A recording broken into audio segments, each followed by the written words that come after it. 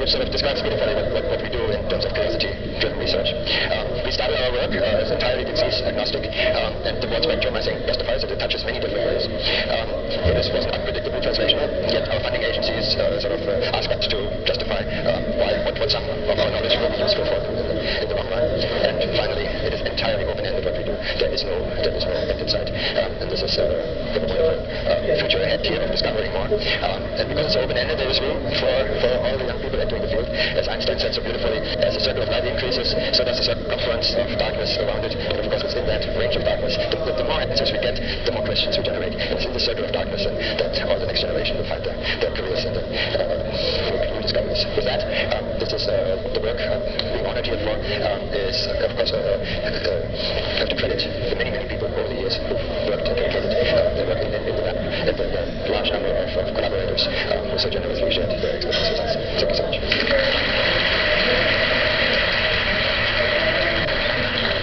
Excellent. Some time for questions. Can we take you right through? Sorry, I have two parts. I'm really curious about what your current working hypothesis is for how the Israel drug affects cognition, and I'm also curious about what is it that Sonnenberg said to you that gave you the clue to go and investigate the same. Yeah, so let me start with the second question. So Nahum had done, Mauro Basamagioli was a postdoc in Nahum's lab, and did genetic work that the very process that we've been affecting with the drug here is also effective and gives cognitive advantages in heterozygous mice that partially block this pathway. The pathway that's being affected here is a translation control pathway, by which the phosphorylation of the translation initiation factor, which under certain stress conditions inhibits protein synthesis, is now alleviated by activating, by overcoming the negative effects of the phosphate being added to the ERF2. We think that then translates into the proteome, the composition of proteins in these neurons that are affected now in the learning process, in a way that synaptic plasticity is being affected, and that basically you are able again to form stronger synapses. That of course goes all the way back to Eric Kandel, who showed that learning in aphasia requires active translation to go on.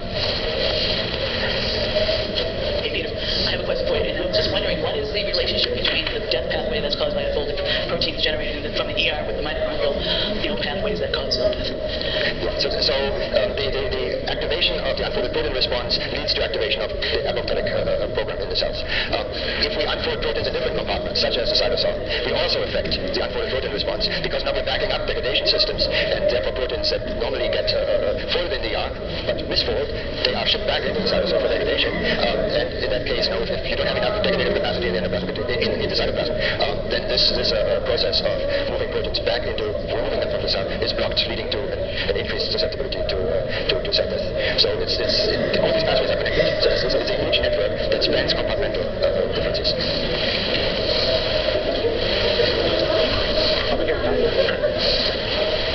So Peter, you found this drug which can inhibit this protective pathway, and you then administered it to mice, and you reported the amazing part that it's not toxic. It's actually quite good.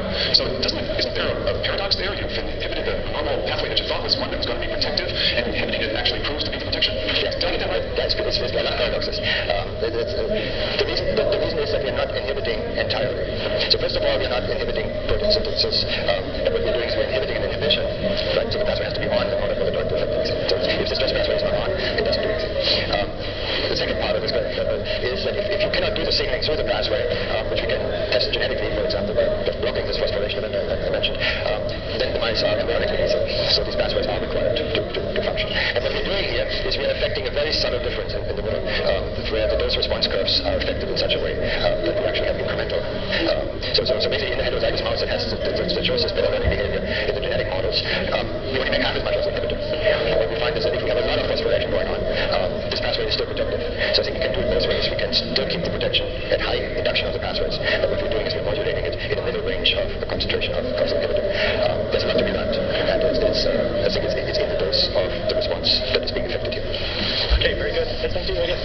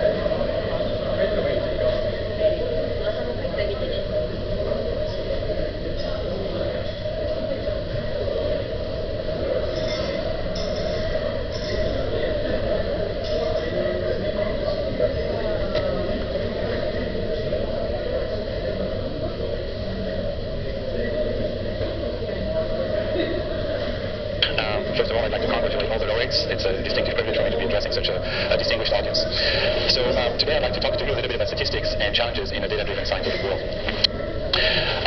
Galileo famously said that the laws of nature are expressed in the language of mathematics, and that's certainly true. And the development of mathematics has gone hand in hand with the development of physics for centuries, and this happy marriage continues to this day. And to some extent, that's what this prize recognizes as well. But I think in the 20th century, which was termed the statistical century by my colleague Badeffa, we saw the eruption of a new science, namely statistical science, that extends considerably the range of quantitative reasoning, not only within the physical sciences, but to new sciences such as the life and medical sciences, the social sciences, economics, and so on. And so in all these fields, we have theories, and these theories can make predictions, and it is important to test the predictions against carefully collected data.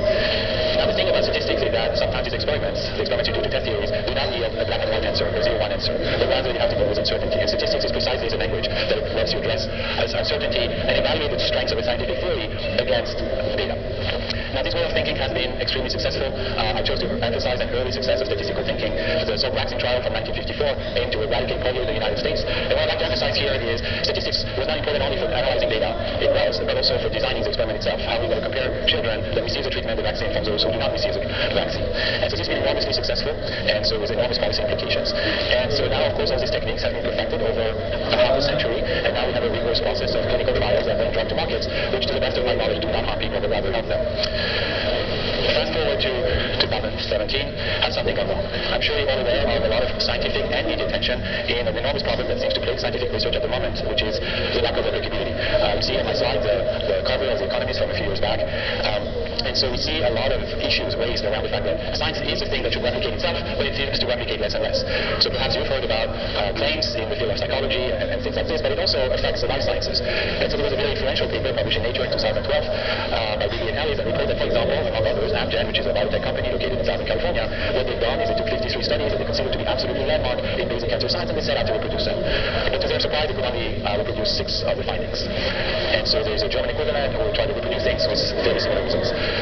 So this is gaining enormous attention. Nature Science, also top journals are concerned with this. We see a lot of articles in the popular press about this, and that cannot certainly boost the public confidence in scientists and in science in general. So we have this crisis. Why is it happening? Well, there are many factors underlying the replicability crisis.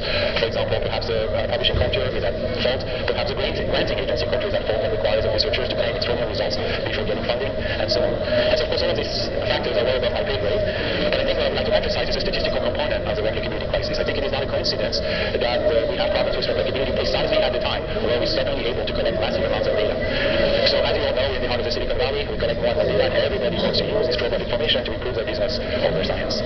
But I think what happens is this, is that now we have large data sets available prior to the collection, the formulation of scientific hypotheses. And so if you think about this for a second, what we've done is we've turned the scientific method upside down.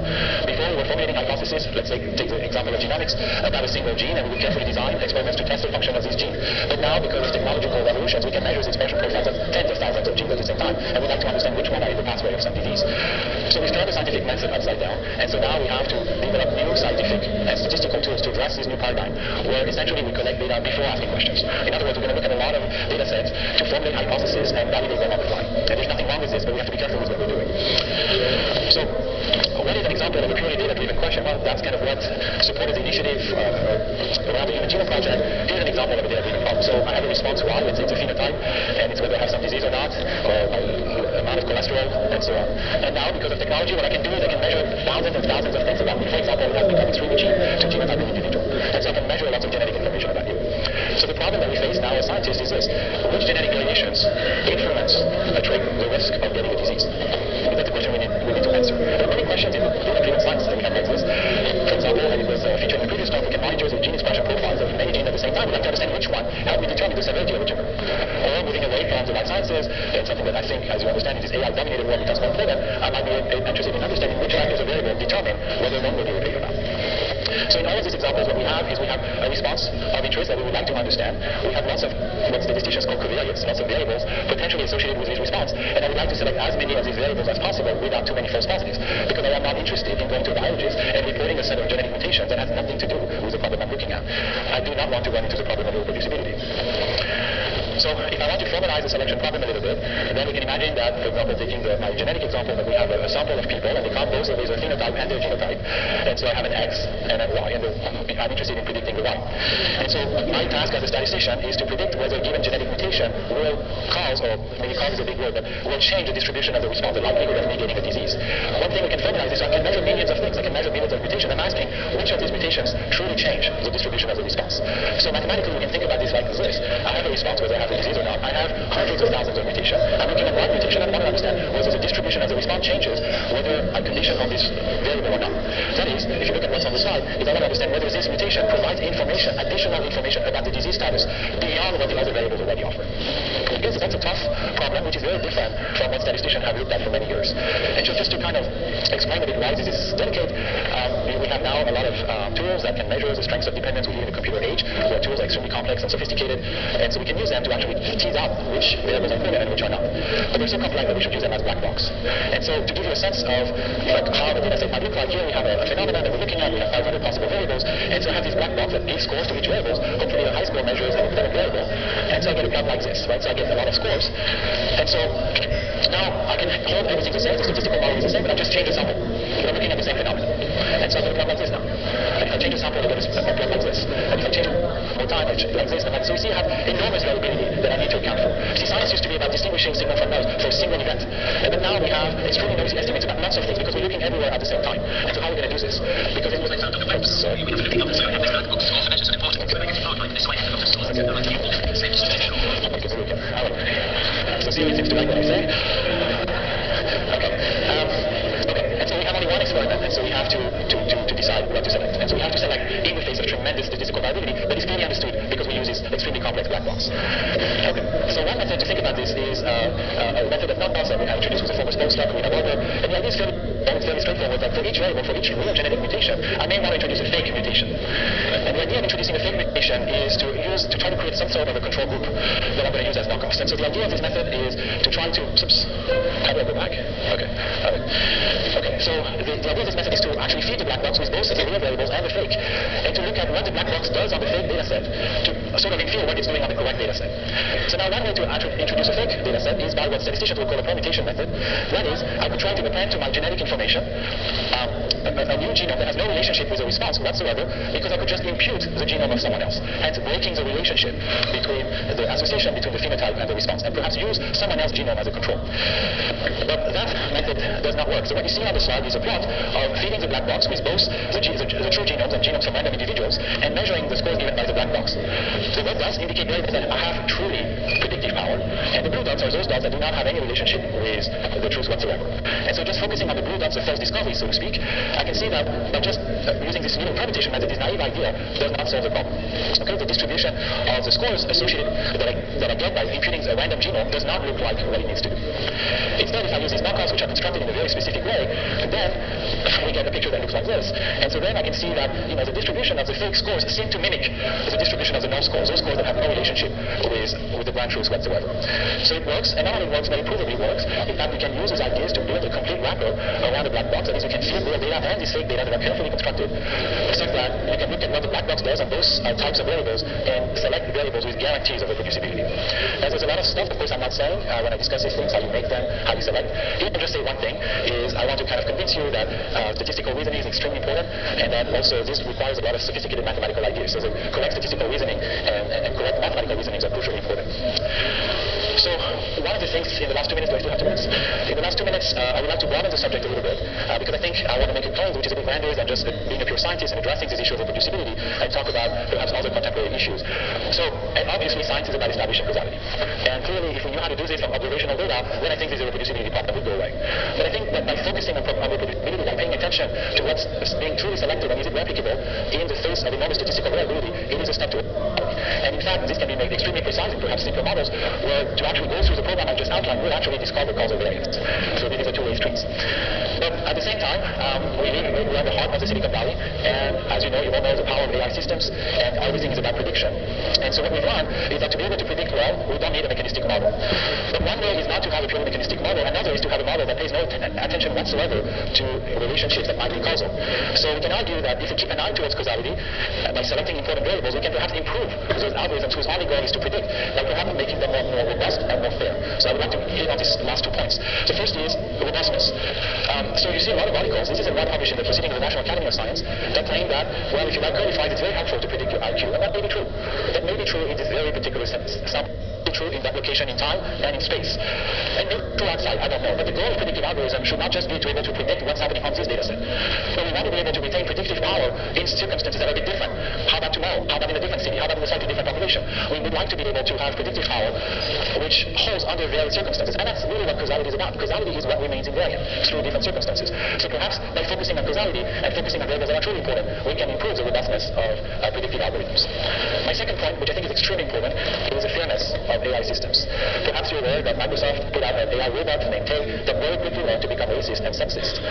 AI systems work and use data that may contain many biases and that do not encode any sort of causal relationships. As a result, perhaps there was this famous story, was this famous Harvard professor, Latanya Sweeney, she Googled herself. And as soon as she Googled herself, there was an ad saying, Latanya Sweeney arrested ? Asking her to run a background check. Similarly, when women look for jobs, they tend to be presented with these lower-paying jobs, reflecting biases and prejudice. These biases and prejudice are not causal. And so there's a great danger in learning from data to just verify those prejudices and biases and to make them the norm. And so we have to fight this back. And then by focusing on what's truly causal, my claim is that we may help address this problem and not verify prejudice and biases. So the next 10 years, well, we have lots of work on our plate. What I want to convince you is that learning from data is not trivial. It requires an intellect, and it requires a lot of mathematics and a lot of statistical reasoning, and these things are very subtle. Thank you very much.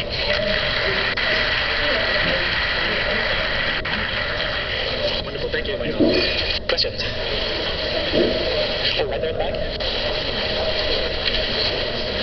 That's a great talk, thank you. I was wondering if you could speak on the dummy variable method that you created. Do you think it's feasible to create a metric that generates these variables in a more agnostic manner, that you don't need a lot of domain expertise in GWAS, for example, and apply equally well to an RDSeq data set, or is it inherently going to require a real amount of tailoring to get these types of approaches to work? Yeah, I think it's a very good question. At the moment, we know how to use this in a few specific applications, but it's true that we do not have a general recipe. So what is required of the method is to know something about the distribution of the covariates. Sometimes we have a lot of unable data that we can use to learn this distribution, and that is a situation where the method could be deployed effectively. But when I have no idea about how the variables are jointly distributed, it's unclear a priori how I would do this thing. And so it's a question for open research. Right here. Two places over here. Thank you. I'd like to know, do you think the lack of reliability is due to lack of good understanding of causality? No, it's just like what happened after the second part. That's the first part. Second part is once I have a good understanding of causality, the Bayes and inference network would be a good method to really handle this uncertainty problems. Thank you. Now, the lack of replicability comes from the fact that people are given data sets that do not really have a specific theories to test, and they're going to try a lot of different models until something seems to work out. That's where the lack of reproducibility comes in. The fact that we're looking at everything at the same time, and we're not taking into account the universe of scientific hypotheses that we're testing at the same time when we report findings. But we're not correcting for what I would call a selection bias, and that seems to be the major obstacle. As far as the second component of the question about Bayesian, it's possible that it's, of course, there are Bayesian methods that are advocated to I'm not exactly sure how to use with causality, but to try to adjust for the selection effect. I'm not by any means trying to diminish their importance.